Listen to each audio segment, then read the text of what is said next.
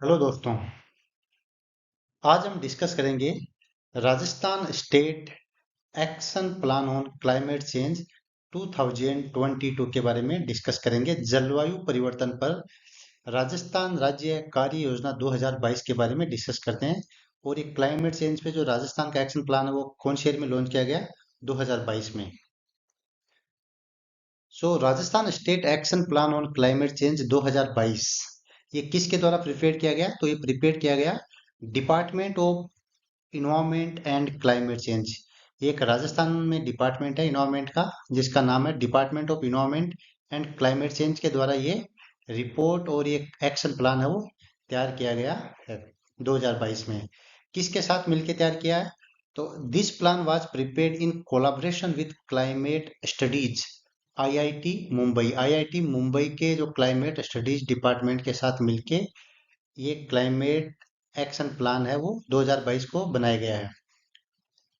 Present में state environment minister कौन है? श्री हेमाराम चौधरी जी। एंड द प्रिंसिपल सेक्रेटरी कौन है? Department of forest environment and climate change government of Rajasthan के कौन है? श्री शिखर अग्रवाल, जो कि एक आईएएस ऑफिसर है।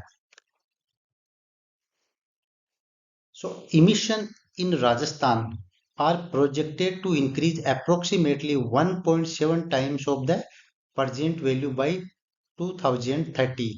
2030 तक इमिशन मीन्स जो भी इमिशन हो रहा है, जो भी गैसेज का इमिशन हो रहा है, like green house gases like CO2, carbon dioxide, methane, nitrous oxide, इन सब का जो इमिशन है वो 2030 तक है वो 1.7 टाइम्स गुना मतलब बढ़ जाएगा, अगर आज प्रेजेंट के केस में देखें तो।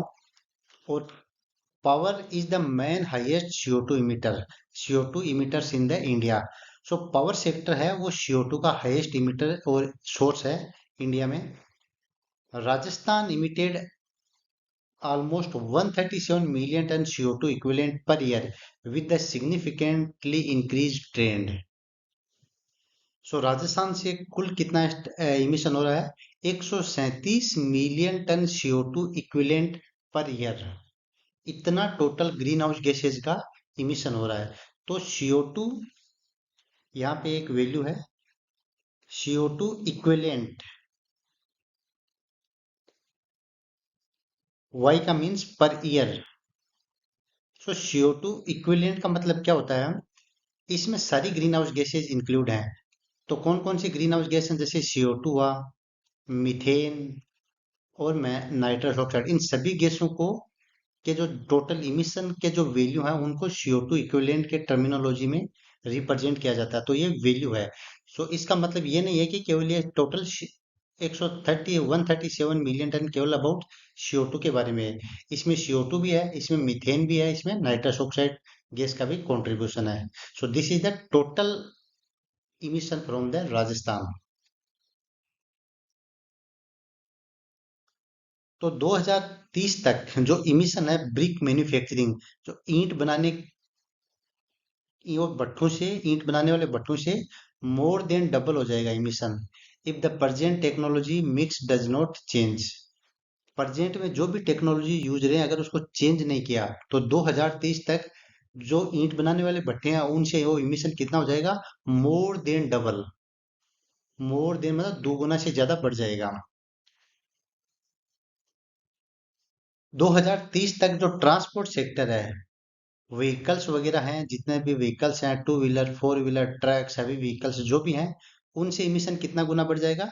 2.7, 2.7 टाइम्स है, 2.7 गुना इमिशन बढ़ जाएगा 2030 तक, अगर कोई टेक्नोलॉजी इम्प्रूव टेक्नोलॉजी का यूज नहीं किया। रेजिडेंशियल सेक्टर से कितना बढ़ जाएगा? लगभग 20% इमिशन बढ़ जाएगा 2030 तक, अगर हमने कोई अच्छी टेक्नोलॉजी यूज नहीं की और मैनेजमेंट नहीं किया। और एग्रीकल्चर सेक्टर से लगभग 18% इमिशन इंक्रीज हो जाएगा 2030 तक। ये जितने भी डेटा हैं, जैसे ब्रिक मैन्युफैक्चरिंग से, ट्रांसपोर्ट सेक्टर से, रेजिडेंशियल सेक्टर से और एग्रीकल्चर सेक्टर से हैं, कितने कितने बढ़ जाएंगे? ईंट बनाने की प्रोसीजर से लगभग दोगुना हो जाएगा, ट्रांसपोर्टेशन सेक्टर से 2.7 टाइम्स हो जाएगा, रेजिडेंशियल सेक्टर से लगभग 20% इंक्रीज हो जाएगा और एग्रीकल्चर सेक्टर से 18% तक इंक्रीज हो जाएगा। कब तक? 2030 तक राजस्थान में 2030 तक इंक्रीज, इनके अलग अलग वैल्यूज, इनके अलग अलग अमाउंट में बढ़ जाएंगी अगर हमने प्रेजेंट में जो भी टेक्नोलॉजी है उसको इम्प्रूव नहीं किया या प्रोसेस का प्रॉपर मैनेजमेंट नहीं किया तो। सो राजस्थान में सबसे ज्यादा CO2 इमिशन कौन से सेक्टर से होता है? तो राजस्थान में सबसे ज्यादा CO2 इमिशन वो सीमेंट इंडस्ट्री से होता है। तो सीमेंट बनाने की इंडस्ट्रीज हैं उनसे सबसे ज्यादा CO2 इमिशन होता है राजस्थान में। National action plan on climate change, so ये एक नेशनल प्रोग्राम है, ये राजस्थान का नहीं है, दिस इज ए राष्ट्रीय प्रोग्राम है, नेशनल प्रोग्राम। ठीक है। तो ये नेशनल प्रोग्राम कब आया था? ये 2008 में गवर्नमेंट ऑफ इंडिया के द्वारा लॉन्च किया गया था, जिसका मुख्य काम क्या था कि क्लाइमेट चेंज की वजह से जो भी चैलेंजेस हैं उनको मैनेजमेंट करना। और राजस्थान में क्लाइमेट चेंज को के जो भी चैलेंजेस हैं उनको मैनेज करना के लिए अभी 2022 में Rajasthan state action plan on climate change को के डॉक्यूमेंटेशन और उसको बनाया गया है, किसकी सहायता से? IIT मुंबई के साथ मिलकर राजस्थान गवर्नमेंट और department of environment and climate change ने मिलकर ये पॉलिसी का और एक्शन प्लान को डेवलप किया है।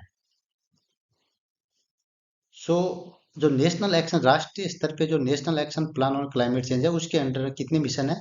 उसके अंडर में 8 मिशन हैं और 8 प्लान्स हैं। कौन कौन से प्लान्स हैं? National solar mission, national mission of enhance energy efficiency, national mission on sustainable habitat, national mission on water, national mission for sustaining Himalayan ecosystem, green India mission, national mission for sustainable agriculture and national mission on strategic knowledge for climate change. So ये 8 plans हैं climate change को के जो भी challenges हैं उनको mitigate करने के लिए और उनको कम करने के लिए। नेशनल लेवल पे ये 8 प्लान्स है जो किसके अंडर में आते हैं? National action plan on climate change के अंतर्गत आते हैं। तो चलिए इन प्लान्स के क्या क्या गोल हैं उनके बारे में डिस्कस करते हैं। तो फर्स्ट प्लान कौन सा है?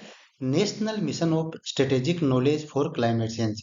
तो इसमें मेनली रिसर्च एरिया पे फोकस किया कि क्लाइमेट चेंज की अंडरस्टैंडिंग क्या है, इसकी वजह से क्या इम्पेक्ट पड़ता है, इसको डेवलप करना। सेकेंड प्लान है national mission on sustainable habitat. So इसका मेन काम क्या है?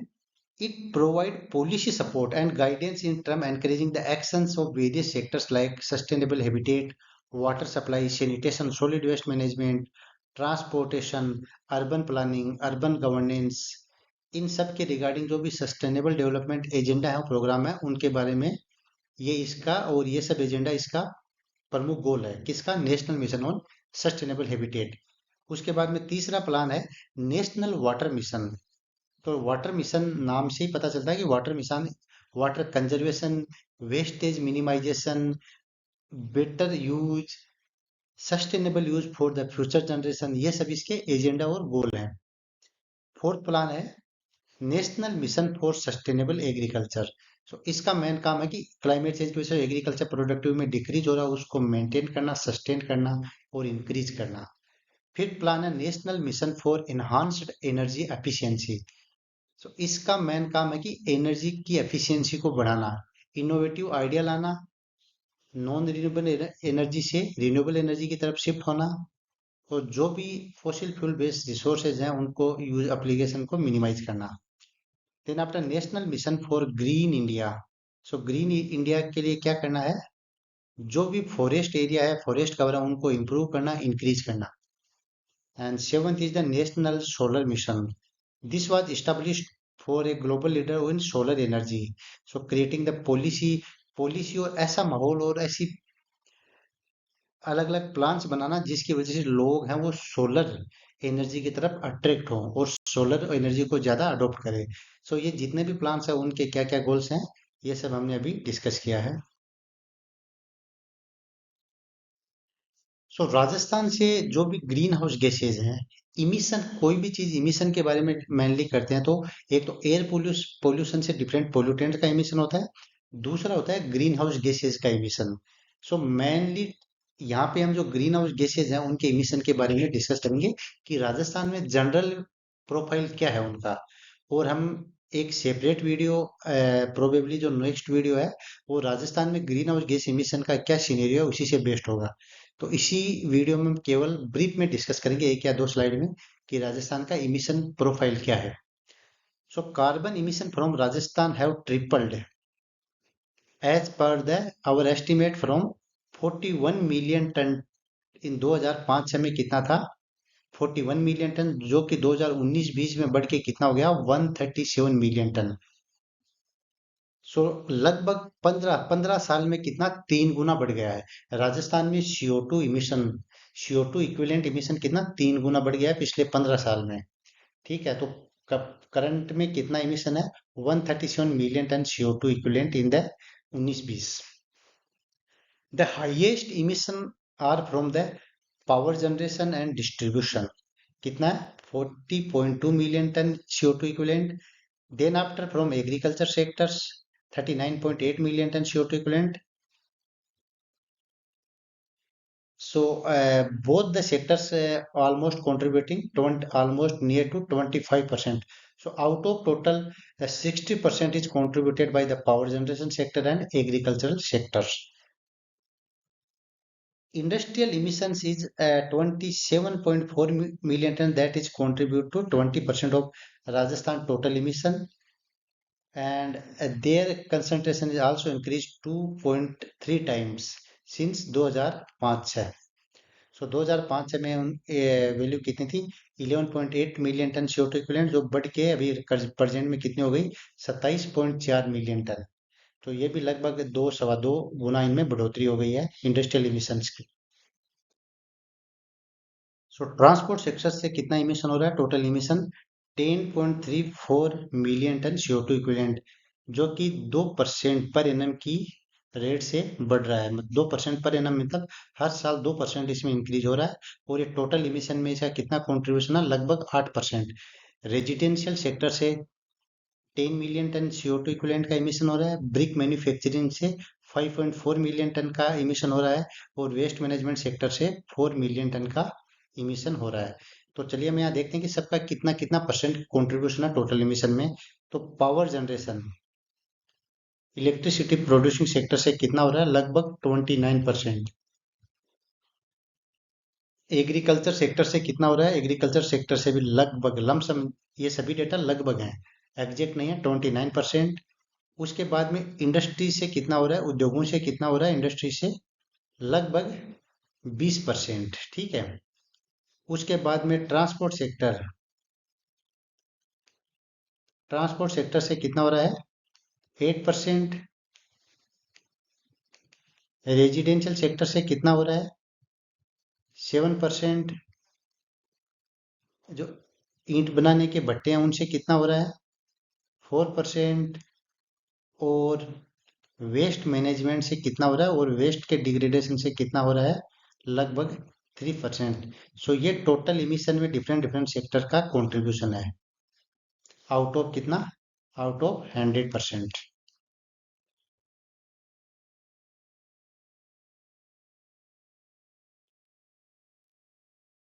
तो राजस्थान के बारे में कुछ पॉलिसीज हैं। कौन कौन सी पॉलिसीज हैं, Rajasthan wind and hybrid energy policy 2019। So Rajasthan wind and hybrid energy policy 2019 है।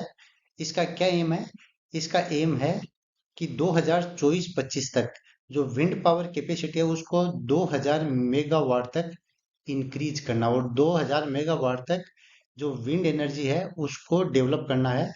कब तक, 24-25 तक। The policy also target production 2.5 gigawatt through the various projects by 24-25। तो 2024-25 तक है, 3.5 गीगावाट एनर्जी अलग अलग प्रोजेक्ट्स के माध्यम से प्रोडक्शन करने का इसका टारगेट है। दूसरी पॉलिसी कौन सी है, राजस्थान सोलर एनर्जी पॉलिसी 2019। ये दोनों ही पॉलिसी कब लॉन्च की गई, 2019 में। सो राजस्थान सोलर एनर्जी पॉलिसी का क्या टारगेट है, 2024-25 तक कितना सोलर जनरेशन और सोलर एनर्जी और सोलर पावर को कितना प्रोड्यूस करना है, 30,000 मेगावाट सोलर एनर्जी को प्रोड्यूस करने का टारगेट है। The policy also promote the setting of biomass power projects. जो बायोमास होते हैं, जो क्रॉप रेजिड्यू और अलग अलग plant biomass based power projects हैं, उनकी कैपेसिटी को 20 मेगावाट तक इंप्रूव करना है। National biogas and manure management programme NBMMP 2019 कब लॉन्च हुआ था? 2019 में लॉन्च हुआ था।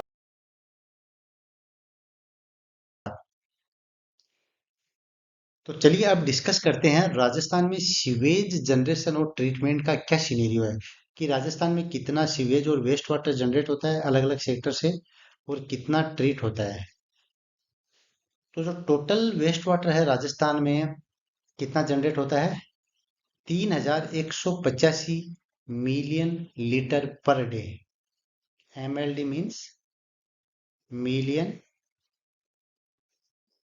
Litre per day. So 3185 million litre per day waste water generate होता है। सो इंस्टॉल्ड कैपेसिटी, जो सीवेज ट्रीटमेंट राजस्थान में इंस्टॉल्ड है, उनकी कैपेसिटी कितनी है? 1086 million litre per day. The operational treatment capacity कितनी है? जो 1086 मिलियन लीटर इंस्टॉल्ड कैपेसिटी है, उसमें से ऑपरेशन कितना है? 783 मिलियन लीटर पर डे। और एक्चुअल क्वांटिटी कितना ट्रीट हो रहा है, कितना प्रेजेंट में? 478 million litre per day waste water treat हो रहा है। सो ये इंस्टॉल्ड कैपेसिटी और कितना वेस्ट जनरेट होता है उसका सिनेरियो है। 2022 तक only 50% of total sewage generated in the Rajasthan was treated. तो 2020 तक राजस्थान में जो टोटल जितना भी सीवेज वाटर जनरेट होता है, उसका केवल 15% ही ट्रीटेड किया जाता था। प्रेजेंट में राजस्थान में कितने सीवेज ट्रीटमेंट प्लांट है? STPs कितने हैं? 114 सीवेज ट्रीटमेंट प्लांट्स हैं। ठीक है। And they are capable of treating only 25% of total generating waste water.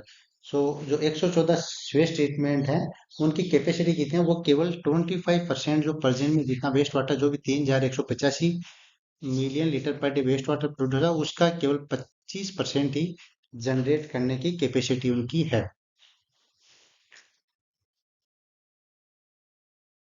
Green tourism, तो ग्रीन टूरिज्म क्या है? Green tourism can translate into various sectoral implementation, specially for the reduction of emissions.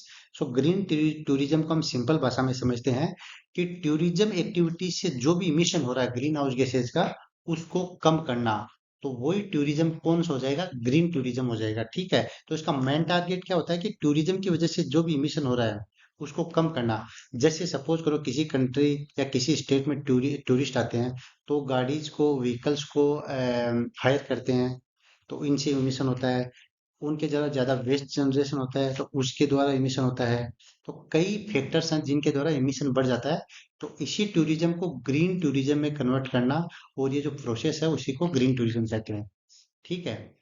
So energy consumption and transport requirement of tourists can be addressed by employing the renewable like solar power at tourist attraction and various hotels and restaurants.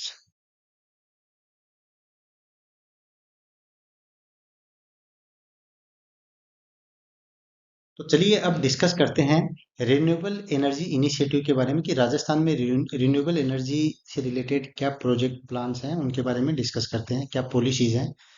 सो राजस्थान में जो solar energy है और wind energy का potential कितना है? तो solar energy का potential है 142 गीगावाट, और विंड एनर्जी का कितना है? 18.7 गीगावाट विंड एनर्जी का potential.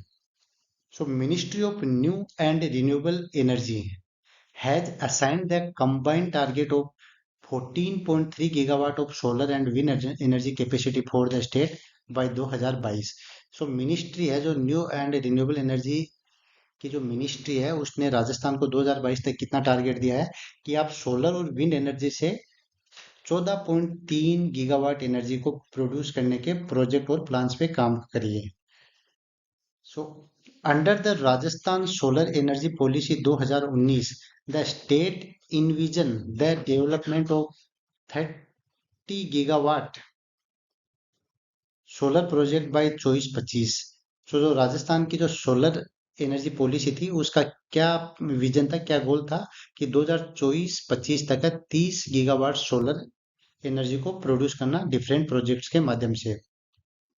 The wind and hybrid energy policy 2019 का क्या टारगेट है? To achieve the 2000 megawatt capacity by 24-25। So wind और हाइब्रिड एनर्जी के माध्यम से 2024-25 तक 2000 मेगावाट एनर्जी को प्रोड्यूस करने का इसका टारगेट है। अब हम डिस्कस करते हैं कि राजस्थान में अलग अलग रिन्यूएबल एनर्जी रिसोर्सेज और सोर्सेज का कि इंस्टॉल्ड कैपेसिटी कितनी की मतलब कितना इंस्टॉलमेंट हो गया है राजस्थान में 2020 तक। ये 2020 के डेटा हैं, जितने भी डेटा हैं 2020 तक के डेटा हैं, जो कि 2022 में जो रिपोर्ट पब्लिश हुई है, जो action plan on climate change publish हुआ है, उसके अंदर ये रिपोर्ट्स और ये डेटा पब्लिश्ड है। सो सोलर एनर्जी कितनी इंस्टॉल्ड है?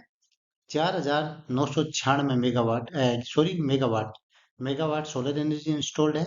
विंड एनर्जी कितनी इंस्टॉल्ड है? 4,337.64 मेगावाट। बायोमास एनर्जी कितनी इंस्टॉल्ड है? 120.45 मेगावाट। और सोलर रूफटॉप कितना इंस्टॉल्ड है? 356.80 मेगावाट। तो इन चार सेक्टर से टोटल कितनी एनर्जी इंस्टॉल्ड है? रिन्यूएबल एनर्जी इंस्टॉल्ड कैपेसिटी है 9,811.85 megawatt energy, renewable energy installed है राजस्थान में। सो बायोमास एनर्जी है, उसके लिए कौन से बायोमास रिसोर्सेज का यूज किया जाता है राजस्थान में? तो मेनली जो मस्टर्ड हस्क, जो मस्टर्ड और सरसों को निकालने के बाद में जो हस्क भूसा बचता है उसको मस्टर्ड हस्क कहते हैं। सो मस्टर्ड हस्क और प्रोसोफिस जूलीफ्लोरा, इनके बायोमास को बायोमास एनर्जी प्रोडक्शन के लिए काम में लिया जाता है राजस्थान में। ये दोनों मेन सोर्सेज हैं बायोमास एनर्जी के लिए। सो फ्रेंड्स, आज के वीडियो में इतना ही। अगले वीडियो में फिर मिलते हैं, तब तक के लिए नमस्कार।